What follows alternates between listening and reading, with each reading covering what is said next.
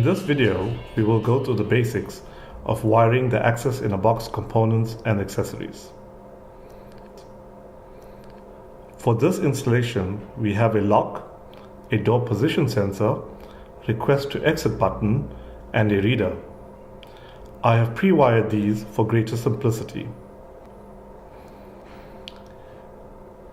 Before we begin, please make sure the power cable is unplugged. When wiring the power supply, connect the live wire to the live terminal, the neutral wire to the neutral terminal, and the earth to the earth terminal. Leave the power cable unplugged.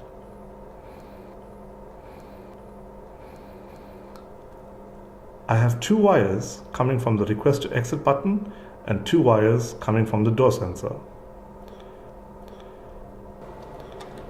Connect a wire from the request to exit button with a wire from the door sensor together. These will be connected to the common ground.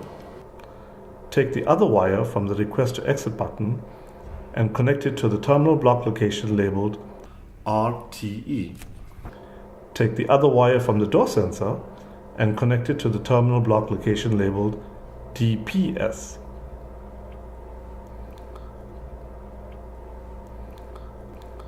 Correctly match the three terminals on the SIR reader terminal blocks to the corresponding terminal connectors.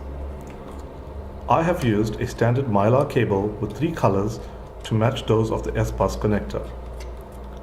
Red for positive, black for negative, and green for data.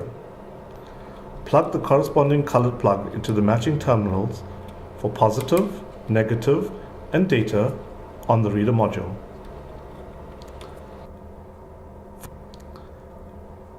For the purpose of this demo, I have selected a fail-safe bolt lock. In a fail-safe mode, the door is unlocked when power is removed.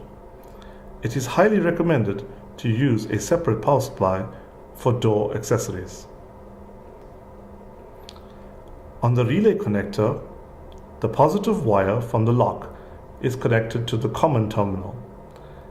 A jumper wire is connected to the normally closed terminal.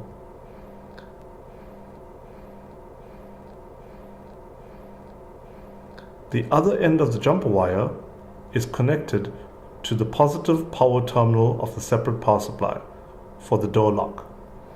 The negative wire from the lock is connected to the negative power terminal of the separate power supply.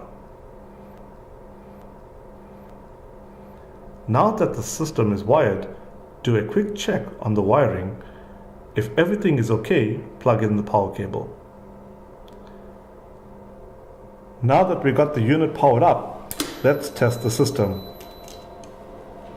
Congratulations, you have successfully wired your Access in a Box. Now to connect and configure your system, watch the connectivity video and basic functions video.